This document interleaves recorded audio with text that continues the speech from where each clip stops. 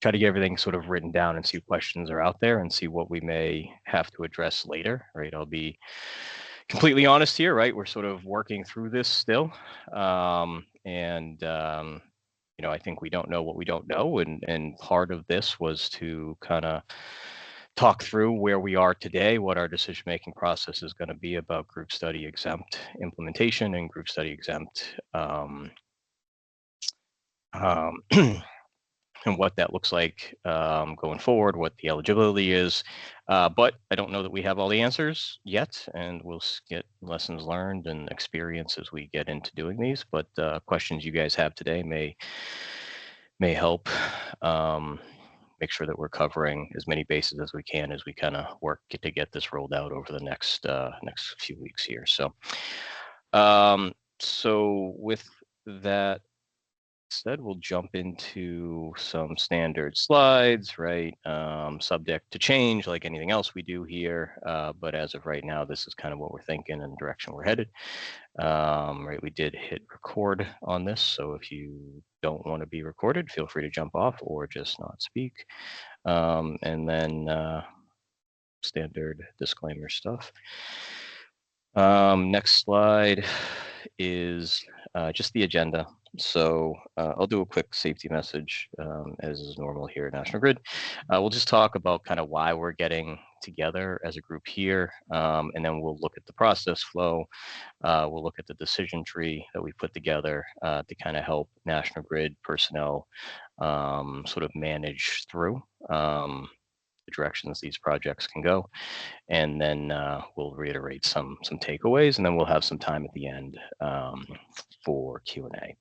So just real quick with the safety message, right, as weather seems to be getting nicer and then seems to be getting unnice the next day, but there are going to be more people out on the road. And so whether you live in a city or work in a city, right, or out in the suburbs, right, there'll be more bikers out, more walkers out, walkers who are walking at dusk, right, who may be tougher to see. You may be one of those people who are walking. So just keep an eye out for everybody, right, because all of us who have been cooped up here in the Northeast for almost an extra 2 months, close to now, right? So right, as the weather still hasn't cooperated and been as nice as what we would hope. So just keep an eye out for more traffic, right, pedestrian and or car traffic. So diving into group study exempt. I was not going to spend a lot of time kind of defining what group study exempt is, right? I mean, it's something that we've been talking about as part of the IIGRG, and then working its way through the various approval process. We did file last spring, 2548, with a number of items that came out of the IIRG. One of which was group study exempt. So not going to dive into all 2548 stuff, right? This is specific to group study exempt, and we got it fully approved by the DPU, or National Grid did, on April 27th. So we are firmly within the rollout period here as we're trying to get this out. My effort and attempt is to get this sort of rolled out by the end of May. It may sneak into June as we continue to find things that we need to get set up, right? Like different aspects of the portal, making sure that all the internal communication happens as necessary as we have the handoffs between different groups here, and then just making sure all National Grid personnel understand what's needed of them, right, as we look at these projects a little bit differently, right, as we've been many years with a lot of projects ending up in group studies, right, we're looking at stuff a little bit different here. So we'll continue to work through that. So what this really sort of summarizes into, right, is projects that are 250 kW and below. are potentially eligible. Those projects would also have to pass all of the new expedited screens, which again, we're not going to dive into the screens today. You can see those as part of what's been approved in the new tariff. But we'll apply, our screening team will apply the new expedited screens. And if that 250 kW and below project can pass all those expedited screens and become a truly expedited project, it would become group study exempt eligible.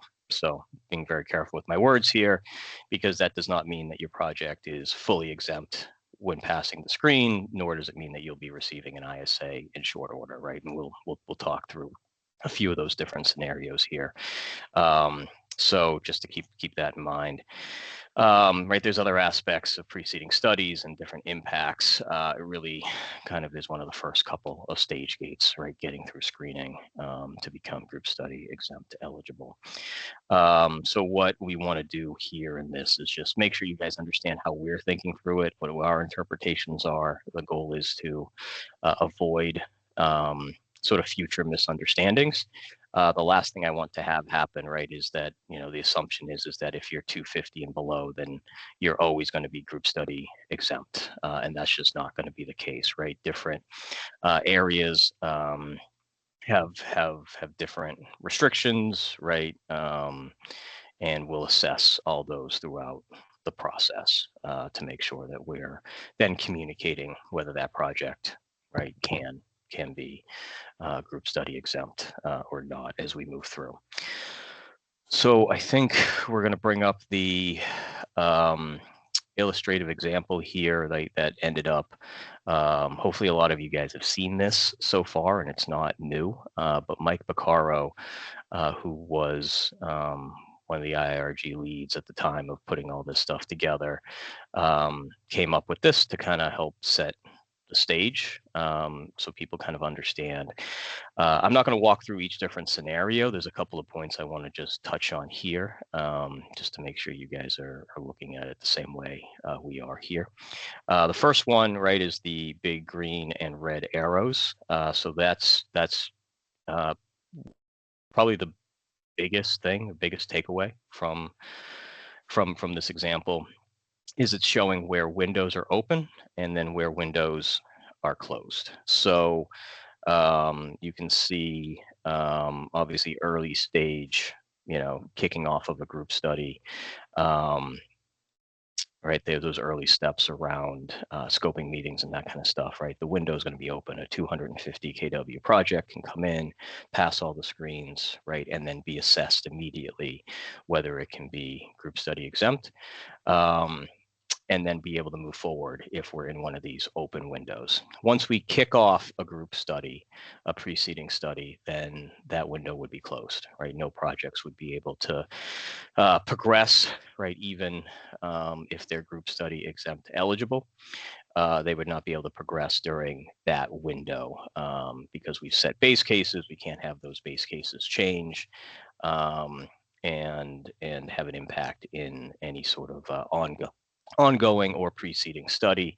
And then you'll see that there's another point where the window reopens. Right now, it's right around the time of the preliminary assessment and or right ASO study step, right, when a project may be placed on hold.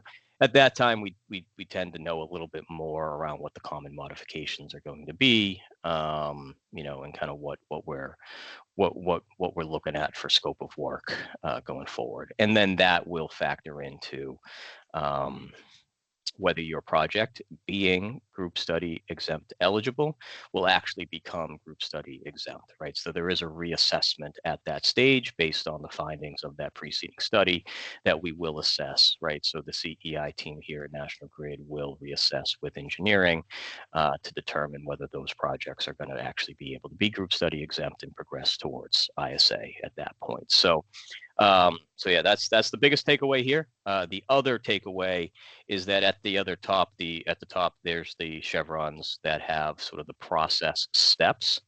So what we've done is we've aligned our monthly group study update, right, which usually comes out on or about the 15th of every month, with with the same terminology here, right? So just to kind of keep it consistent, so you're able to go in and get the update from that monthly update, come back here and understand, is a window open based on where the preceding study is.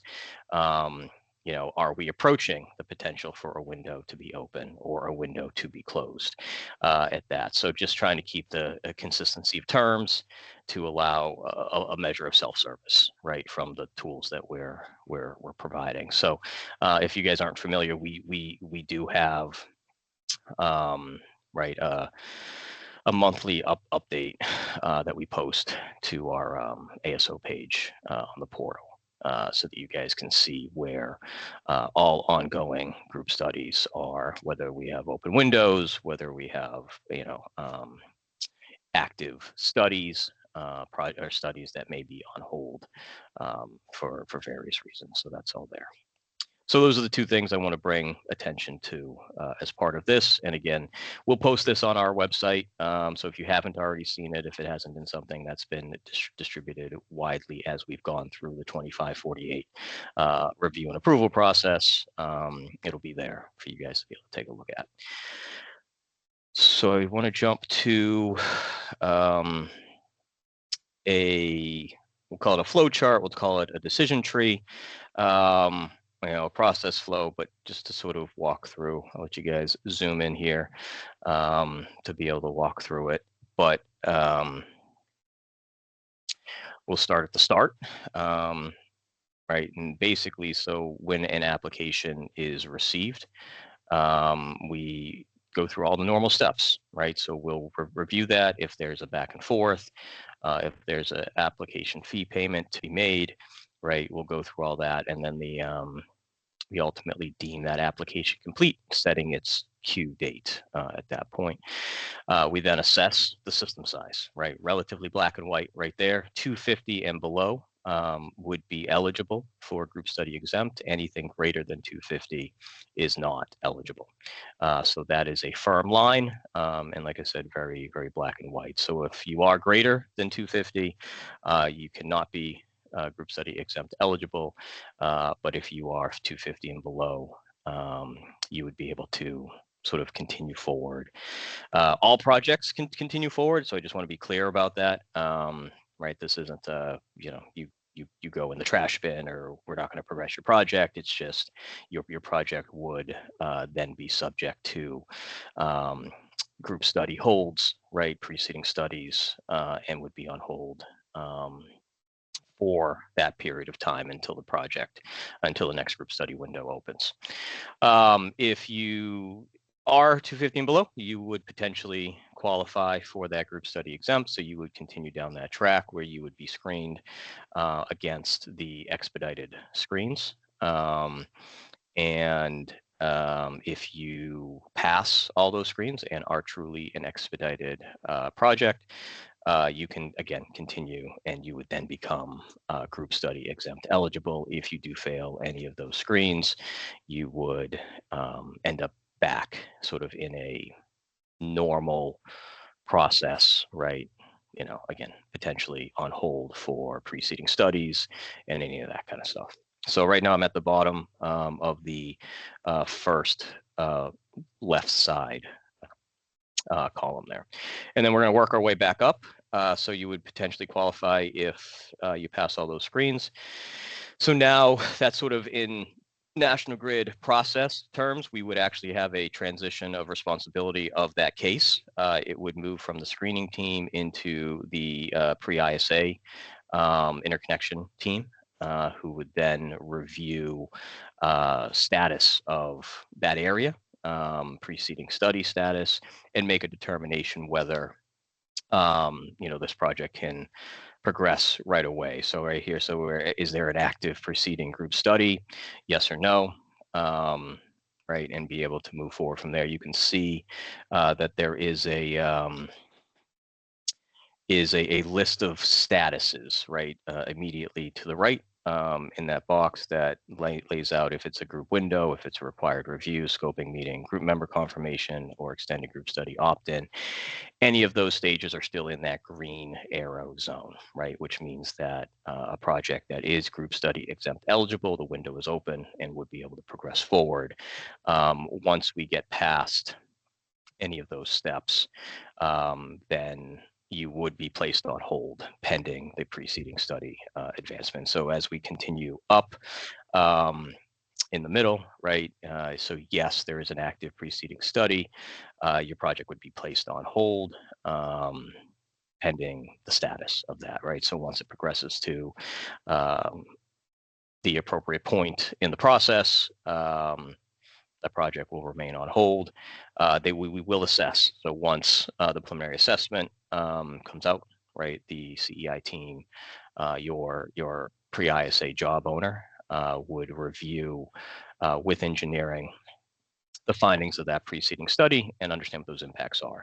I wish I had some examples, right? I was trying to figure out some examples to sort of share at this point of the process, but I don't know until we've kind of gone through it and understood. Right? So this is a little bit different than how we've executed these things in the past, right? You know, there is some aspect of these projects moving ahead of others, larger projects that may be stuck on hold, that may be pending those group studies a little bit longer. So how that affects or is affected by the findings of the preceding group study, we're going to have to take into account, and that reassessment will happen at that stage. So if it's determined that either there's no capacity available, system modifications would be impactful to this project, right? Or maybe there's no system modifications identified, and there's just no additional available capacity based on queue position and how that works through. We would make a determination of whether you would be placed back on hold, right, pending a group study, or if you would be able to continue forward. So as we continue to work up through the middle, making the assumption that yes, this project can now move forward. We've reassessed the eligibility and made a determination that your project can move forward towards ISA because the work is not impactful, or the identified system modifications are not impactful, and this project would not negatively impact those other projects that have been in the group and progressing forward in study. So if you get to the point where now we're at the top right-hand corner, if the answer is no, you would not be qualified, you would not be eligible to be group study exempt, and you would come back into the normal group study process. If you are, we would progress that project towards ISA. One other aspect that needs to be kind of fit in here, right, is the idea of a supplemental review may be necessary. The good news is you would not be subject to group study, would not be subject to the timelines and everything that goes in with group study, but there may be the need for a supplemental review, which we will identify again with engineering, with the screening team, and understand what that looks like and communicate that. Far less of a process, but sometimes it does not mean just because you've been triggered as group study eligible or group study exempt that you would be moving immediately towards ISA. There may be the need for some sort of engineering type review needed in that sense. So that brings us to the right column here, which is where I hope all of us end up as we move these projects forward. But getting that stuff finished, getting the ISA delivered. So here's a decision tree that we'll ultimately be working through, answering our questions, our yes or nos, and progressing a project through sort of this group study exempt eligibility life cycle here. So I'll keep moving forward. We'll have time for questions. I'm sure there'll be some questions on here. I'm sure I still have some questions, right, as we play all this stuff out and we get into actual examples. But we'll move into just what I want to make sure are the key takeaways here before we get into Q&A. And, so the big thing, and probably reiterated it 3-4 times already, but just because your project is 250 or below does not mean that it automatically is group study exempt. right? So one, you got to pass the screens, and then two, right, we have to assess it against the preceding study status and potentially the preceding study findings, right, to figure out whether the project can move forward. We will be looking at trying to do that as timely as possible as that information becomes available for those reassessments, right, for projects to move forward, right. Our goal is ultimately to move those projects forward when we can. Um, and then the other aspect is your project may be put on hold, right? And just kind of keeping that in mind that it may be on hold for potentially several months, right? Or extended,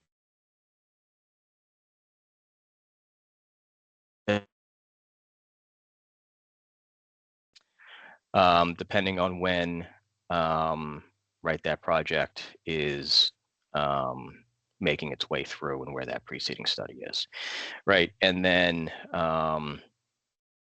we are going to be, so in June, right, because we're not rolled out quite yet, but in June, so right on or about June 15th, we'll be posting the updated June um, group study status report.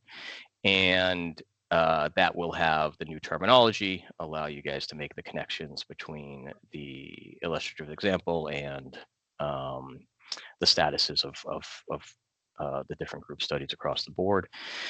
And then right, you can make those connections and make the decisions, right, that you want for your project based on that available information.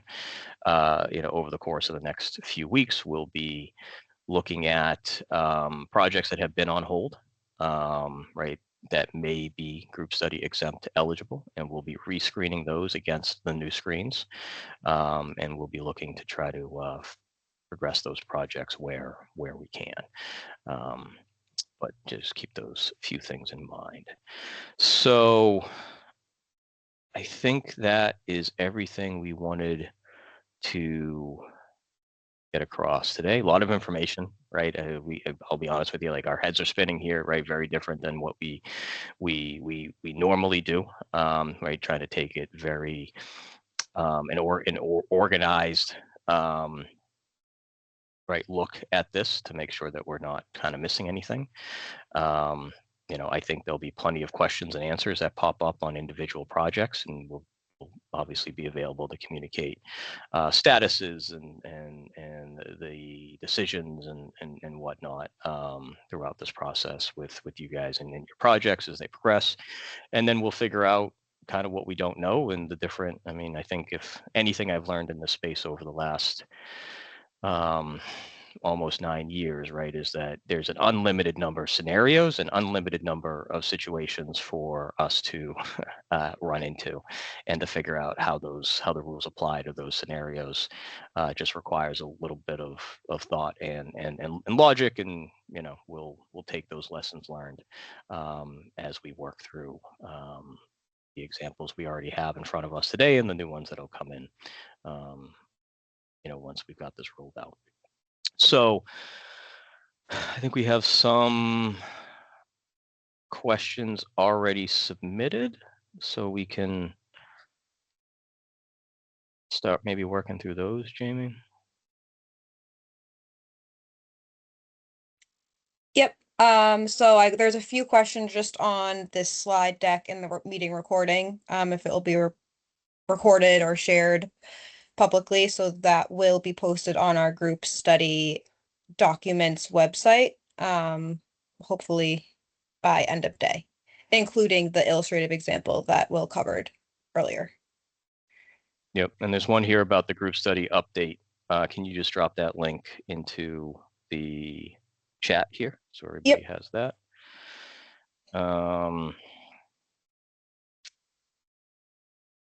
So let me see. It says your first slide states that only projects that pass all screens are considered eligible for exemption.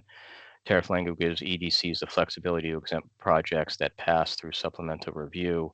Is National Grid planning to take a flexible approach and consider projects that need to go through supplemental review? So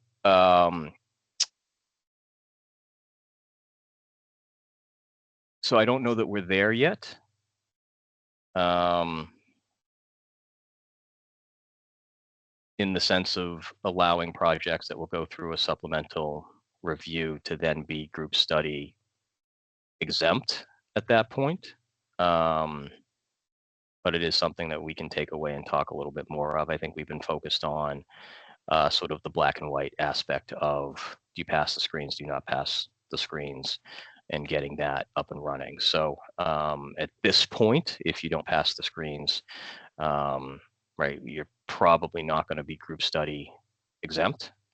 But we can figure out, right, from there, again, with some lessons learned and some specific examples, that if we do go to supplemental review, what that may ultimately mean. Let me see. This one's, can you confirm that existing IAs that have been in the queue for months or years behind an active group study will be studied for potential exemption when the next window opens per the diagram in the DG guideline? In other words, confirm that these projects don't need to resubmit. Yeah, okay, that's easy enough. So you don't need to resubmit if you've been on hold and you are 250 and below. We have already identified you as needing to be rescreened, and we will rescreen, and then we will progress as able at that point based on the prior study. And this is, what if the project went through screening years ago? Do we need to request? No, you do not need to request a new screening. We are going to do that on our own. So we've already been working through that list. We've been working, because the screening team, again, not to dive too much into it, because this was not about the screens, right? But the screening team has been working through some process changes on their end to adopt the new screens. Some of them are a little bit more labor and engineering intensive, that requires different systems for us to be able to use and for the screening team to have access to, that they have not traditionally had access to when performing the screens to date. So that is one of the steps of this transition, to making sure that we are able to do that. But from a CEI perspective, we have identified all projects that do need to be rescreened, and there's no need to request a rescreening. And then I think this is the last one we have on here. Oh, nope, more popping up as I speak. So it says, for new projects, IAs not submitted, is National Grid's updated hosting capacity map a strong indicator of exemption eligibility? I would say I don't know if it's a strong indicator. Right. I think that there's a number of factors that factor into a project and its ability to be able to become group study exempt. I think a hosting capacity map would not be indicative enough to be able to say that it is going to be group study exempt eligible or not. Right, that there will be other factors, right, that factor in, right, inclusive, not just where it's located, but the system itself and how it's built, and obviously what else is going on in and around the queue would have an impact on that. And then there was a B here, so it's describe how National Grid will assess sub 250 kW projects that enter the queue at the point shown below, i.e. developer submits an IA late in the group window period or during the group meeting stage. Not quite sure.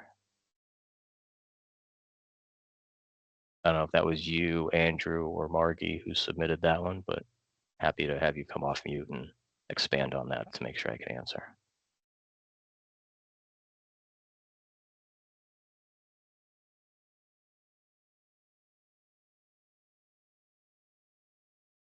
Okay, I'm going to move on. Hey, we can. well, it's yeah. Margie. No, You can hear me. I So can my hear you now. Yep. question was, sometimes, and maybe it sounds like the procedure may change in June, but sometimes when we see a window's opened, it closes within about 40 days, which is pretty quick in the IA cycle. So say, and also it's not just for us to get an IA submitted, it's for us to get an IA submitted, accepted, approved, not approved, but accepted, revisions done. So sometimes we can miss the closing of the window. And that's what the question sort of revolved around. What if we just miss it? Will there be some consideration? So it really comes down to us setting the scope of that next study. So once that's been set, and that's when we sort of go about putting together a cost for that study that would be distributed pro rata across all of the group members. That's the point that that window would ultimately close. And then what we're not going to do is go back and reassess scope. We're not going to then reassess the cost to the group members at that point. If for some reason something falls apart, right, like nobody signs the study agreement, nobody pays, we see attrition, right, window will open back up. But there really is no, hey, I just missed it by a couple of days, right? Can we still get in, right? Like, so we're not going to hold up the group study process for projects looking to become group study exempt, because that would not be fair, right, to those projects to have to sit and wait. And so we'll progress all these projects and all these group studies as we normally would, right? There's timelines, right? There's deliverables, right? There's some back and forth throughout those early stage steps. But we would not delay a group study to allow a group study exempt eligible project to fit itself in. Okay, understood. So it's really that piece will not be changing. When the window shuts, the window shuts, and you're in the queue for the next study, whether it opens sooner due to the current study dissolving, or it goes on and it waits until the next study. So we won't know the time frame until we see what the current study is going through, like how it's coming together. Yeah, so really not a difference in that piece of it. Right. Okay, but will the new map in June give us a little bit more? Not map, excuse me. The new report in June give us a little bit more of a heads up as to when a window may be opening? Yeah, so I think that's the danger of sort of like a stagnant report, is that things change, right? As soon as we post it, something's changed in that sense. And so we may not know, and we've run into those situations. I mean, I think the good news is that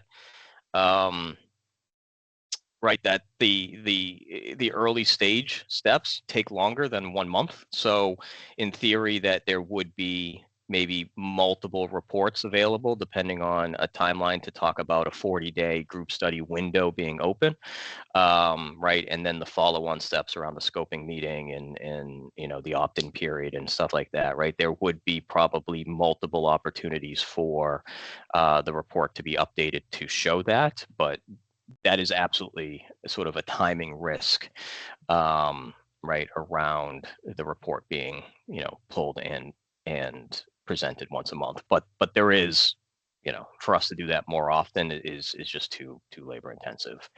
Oh, no, I understand that, but is that the intent of the change coming in June, to give us more visibility as to what should be open? Like, I know now, if we look at one of the other tabs in the report, if you read each study, it'll say the anticipated opening date of the next study. Mhm. So is anything going to be different, or just that information maybe summarized? So the main difference between today's or the report that would come out the end of this week and the one that will come out in June is going to be the terminology, right? And how that terminology aligns to group study exempt example, right? From 2548. So the information should be relatively the same, right? Like we're still going to update the current status of all those groups. We just may use different terms, and those terms will better align with that large scale swim lane example that we shared earlier. All right. Thanks, Will. I appreciate it. Sure. I'll keep working through the questions here. If an existing 250 kW project is currently in an active group study, can we withdraw and reapply in the hopes to move to the expedited process?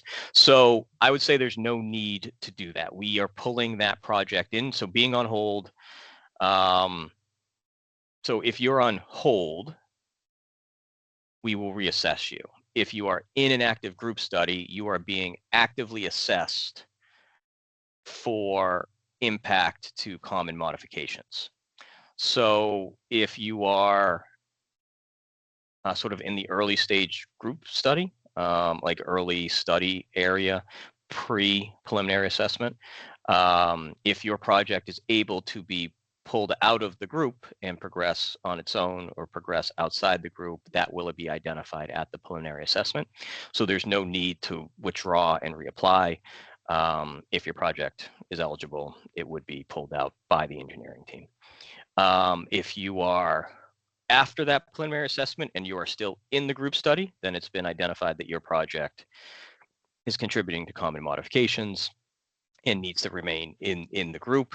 While I don't know for sure, because we just don't have the examples as of yet, that if you pulled your project out and tried to go down this path, I don't know that your project would be able to become group study exempt eligible. So I would say if you are in an active group study and you are sub 250, you should stay in the group and you'll be pulled out if able by the engineering team. If you are on hold, then you are going to be reassessed, right? Rescreened, right? When we go through sort of that rescreening effort for all projects 250 and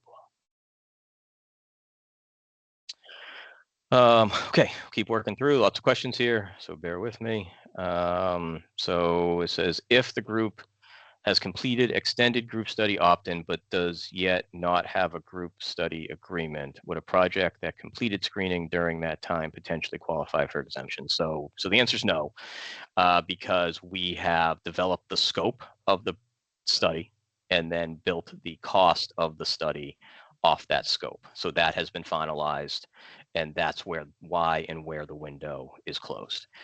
So we're not going to go back and reassess that scope and have any sort of reassessment of costs to the group study participants at that time.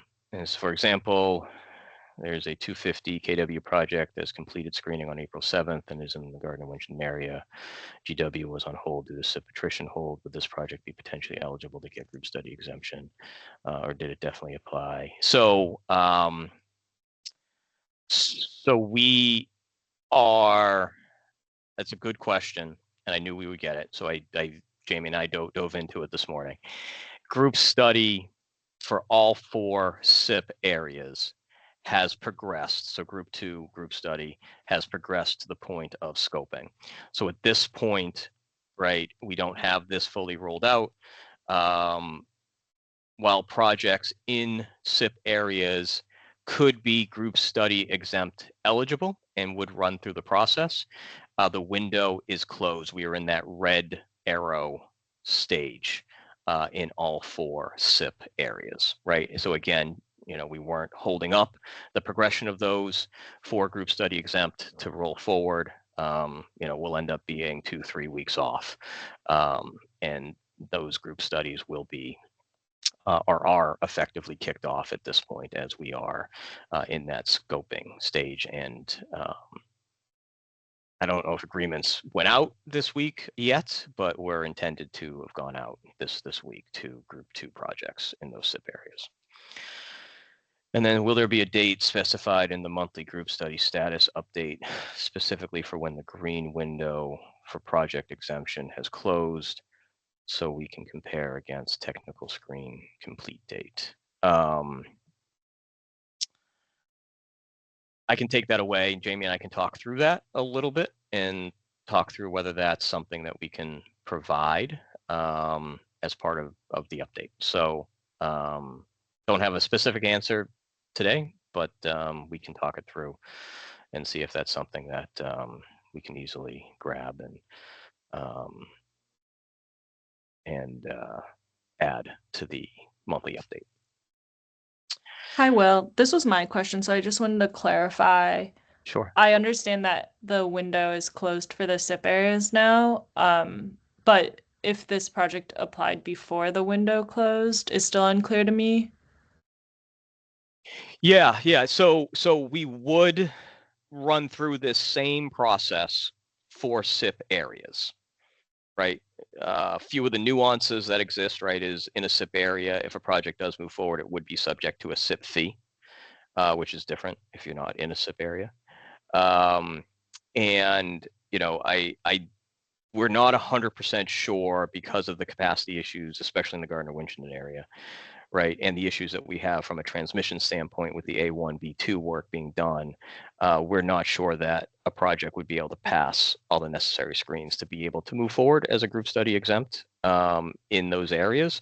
But again, we haven't run through enough examples, right, rescreening to see how a SIP area screening may present differently than a normal group study area screening would ultimately go. So I think I understand your question, Justin.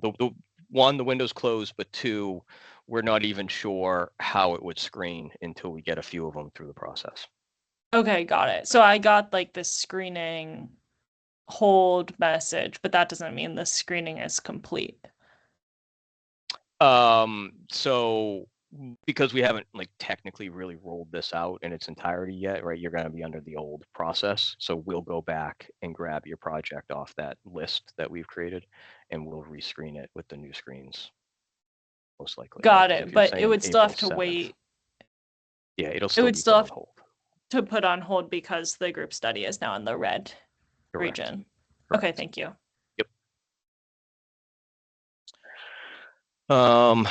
This one is if we have a project under 250 that is in the group study process now, how will these new regulations impact the price? So I think I touched on that a little bit a minute ago, but if you're already paid and are in a group study, the engineering team is assessing, right, the entirety of the group, and if this project is able to be moved from the group, it will be. So that process has been in place for years now, right, as part of the group. So we are always looking at removing projects from the group that are not contributing to a common system modification. That's what will happen here for this project. I'm not going to tell you that you can't withdraw and restart over and roll the dice. It just feels like if you've gotten to that point, we already have the engineering subject matter experts looking at this and assessing whether the project is going to be able to be, call it group study exempt in a different way, right? Because it would not be contributing to those common modifications. So you've already crossed that threshold of advancement of the project. Restarting, I think, lends itself to additional risks, right? Obviously, queue changes pretty often. And there would be some risk in sort of trying to exit an ongoing group study right now. Okay, so slide 12, key takeaways. You want to maybe throw that back up, Jamie, just so it's there. The wording makes it appear as if the exemption does not allow a project to progress independent of the group study. You clarify, will projects under 250 be able to move forward where there is ample headroom, even though the group study is in process? Yeah, so I'll admit we read this probably a couple dozen times to make sure it was getting the point across. So maybe we missed something, but yeah. So a project can move forward if it's group study exempt eligible, and which means it would be 250 or below, pass all the expedited screens, and then work itself into a open window, exempt window. It would be able to move forward if there was headroom available prior to system modifications happening.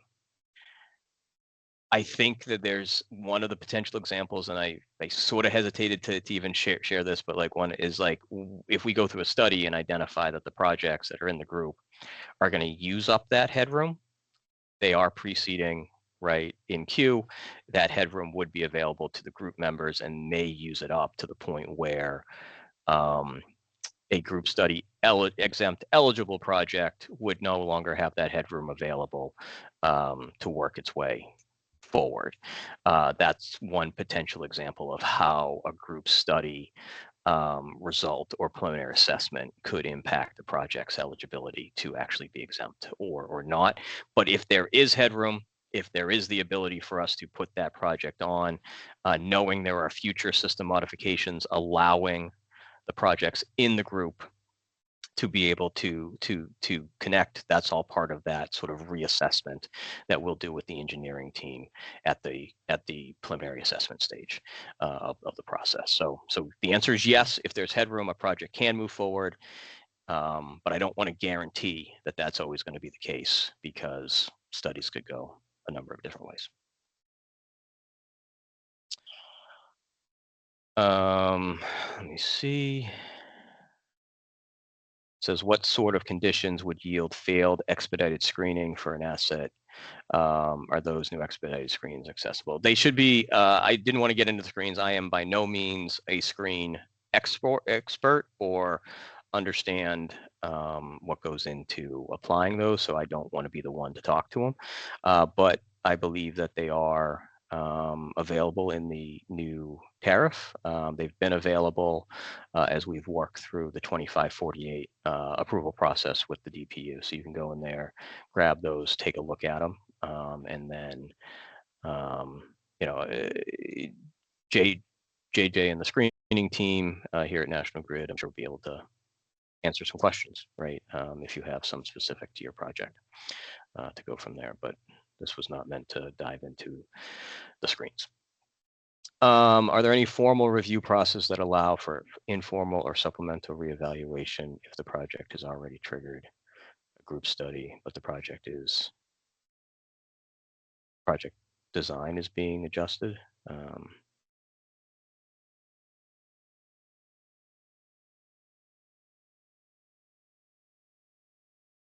So I think I've answered this a couple of different ways. I'm at whoever's question that was, if you want to jump off mute and clarify and make sure that I'm reading it appropriately here. But I think if you're already in the group study process, then you should stay there.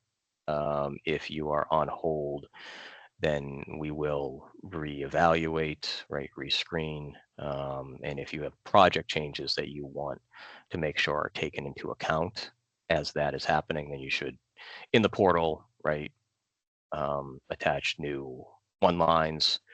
Obviously, you can't increase your system size, right? There will be, right, some stipulation to what you're changing. But I would get that in as soon as possible, because we are going to be shifting here in the near term to rescreening anything that's in queue today.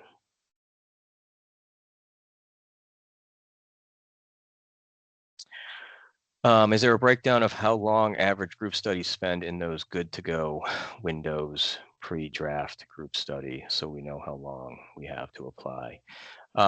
Jamie, maybe I'll put you on the spot and I'll grab a drink of water here, right? How long for those first 5 steps? Yeah, so for the first window before the pending group study starts, so when it's in group window all the way to extended group study opt-in, I believe that is maybe 80 business days. I don't want to say exactly, somewhere in like the 80, 90 business day range. So that would be the timeline for that first open window. And then that window is going to close on an average of like 105 business days up until that group study goes on hold for ASO or the customer update checkpoint. And then from there, you would have until that group study completes. So that would probably be about another 60 business days of that window being open, but it's just going to stay open until the subsequent group study opens their window and then reaches draft group study agreement. So there's a lot of time that the window's open. And then I would say on average, it will probably be closed for about 105 business days once the actual group study gets started. And if that wasn't clear, please let me know. You can come off mute, but hopefully that answered. That was great. Thanks. Thank you. Yep. All right, thanks, Jamie. All right, so we got about 8 minutes left here till 11, so I'm gonna try to rapid fire some of these here. This one is talking about the screens again, so 2548 docket overall should have all that available. I think we are trying to update our own tariff in the portal, so once we get that'll be available there too. Our standalone behind the meter battery projects eligible or not? Most likely you're not. Right. I think we're studying standalone batteries, right, across the board. So I don't see it being eligible. I don't see it being expedited in that case. So what about BSS projects paired with solar? Saying that projects with BSS are generally never expedited. Are there any exceptions, edges, cases, right? So I don't have any exceptions as of right now. I think as we get into these and see more examples, but yeah, standalone battery, it causes a lot of havoc, right, with how we study being a load and a DER in that sense, right? So traditionally we have wanted to study those, understand the impact, understand the sort of narrative, right? The ESS narrative around how it's going to be used. So I don't know of any specific scenarios where a standalone battery would be expedited, but that doesn't mean we won't run into them as we continue forward. Right. Another question around the hosting capacity map, which I think I answered earlier, right, where, hosting capacity map does exist, right? It's not always 100% perfect because things change pretty often, but it can definitely be used to help identify the headroom. But then understanding that the screening team is using the most up-to-date real-time information that we have to assess that. So they'll work that through.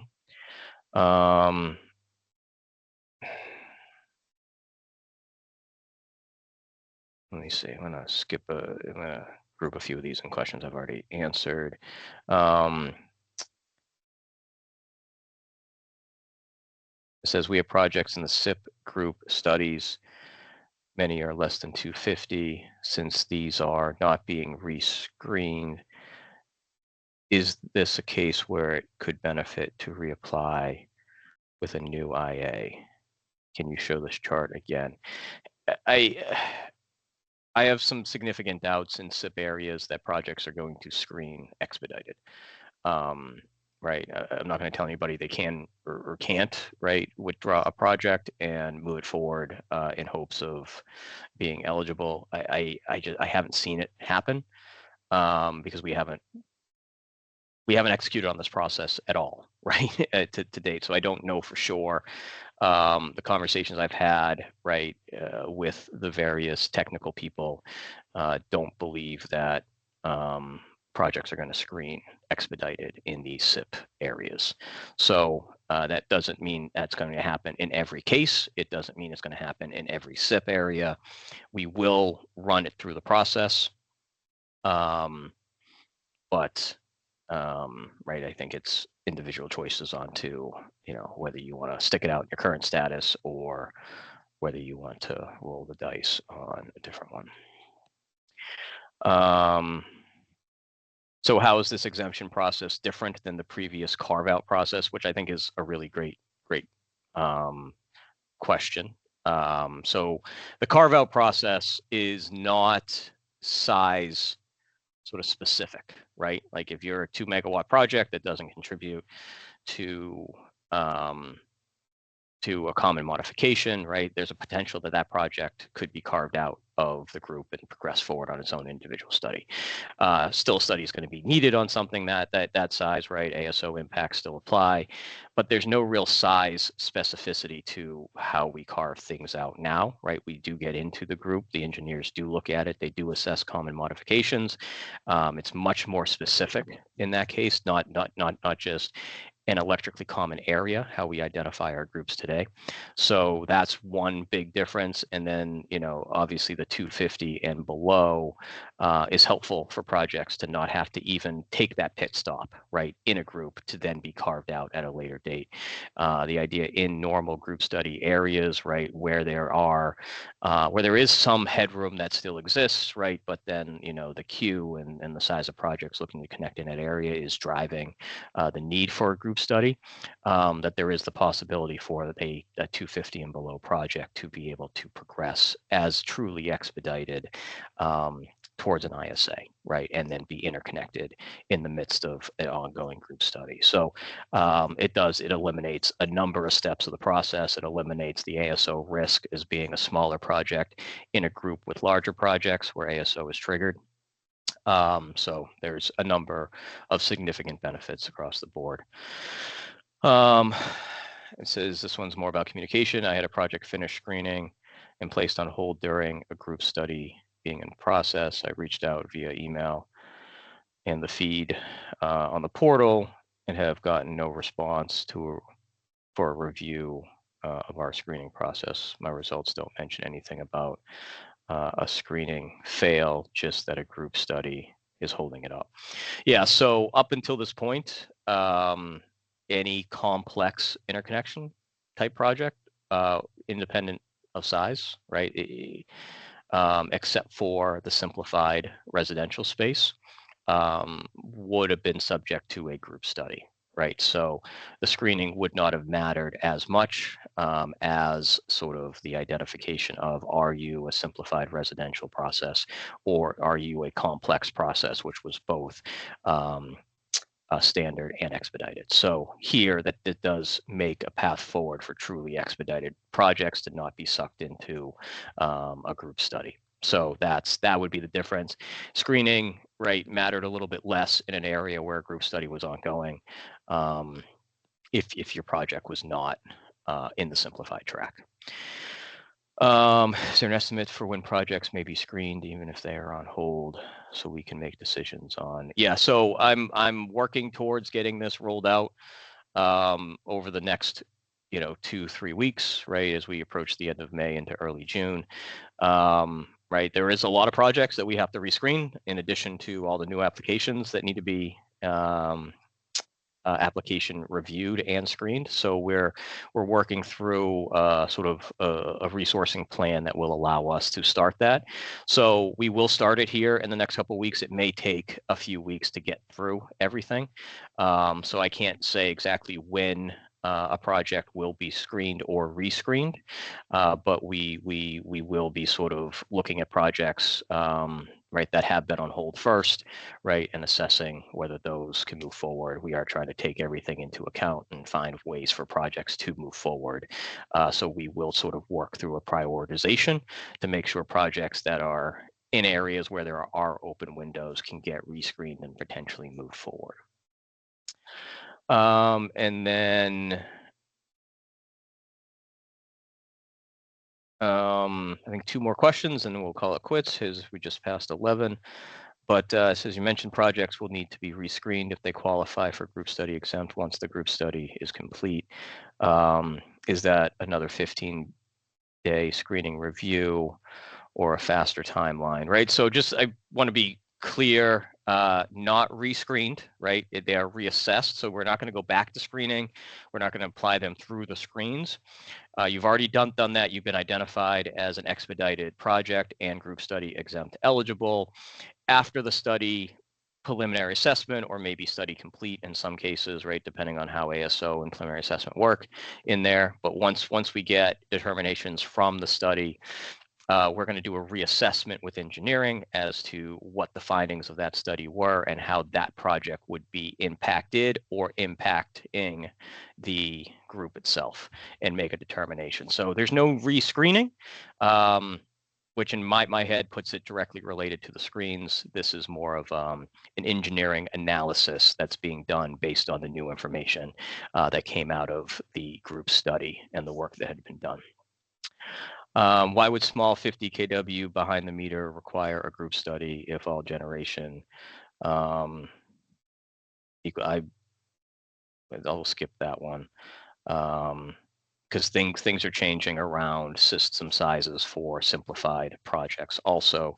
So without knowing all the specifics to a 50 kW project, 50 kW project could be considered simplified if the export is limited to 25 kW. So I'll leave that as is. Would it be safe to assume the new group study exempt eligible projects in the Barry Athol study will not be exempt due to headroom capacity?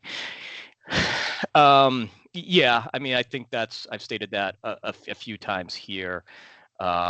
Right, we have these SIP areas for very specific reasons, right? We've been dealing with significant capacity issues in those areas for a lot of years. Some of them, even in the Barry Athol area, some of those substations, I think, are part of a 1B, B2 transmission line upgrade that's currently in the works, right? So they're, I don't want to say that every single project in a SIP area would have no opportunity, right? But my early assessment and conversations I've had is that, a SIP area is a SIP area for a reason and has some of those capacity issues that would prevent the project from being able to move forward. But that doesn't mean that we would apply the process any differently. It just means that we may run into a no earlier in that decision tree. So with that, I'm 5 minutes past, so I apologize, but good conversation, really good questions. Hopefully I was able to clarify. Hopefully this, makes some sense. Like I said, we're still in the middle of sort of all of our necessary prep for the rollout. But we will be contacting projects as we review them, as we determine what those next steps are. Projects that are on hold, if they are going to come off hold, we'll let you know. If they're going to stay on hold, we'll also communicate that we have rescreened it, right? Providing a new screening memo that will show if a project did not pass all the screens. So we'll be as open and communicative as we can through this process, and we'll continue to work through it, right? Getting it rolled out here, starting the process, and then working through that backlog as quickly as we can to get some of these projects moving. So appreciate everybody's time, appreciate the questions. If there's nothing else real quick, I can let everybody go, and I'm sure we'll have plenty of conversations about this as we get into the everyday. Right.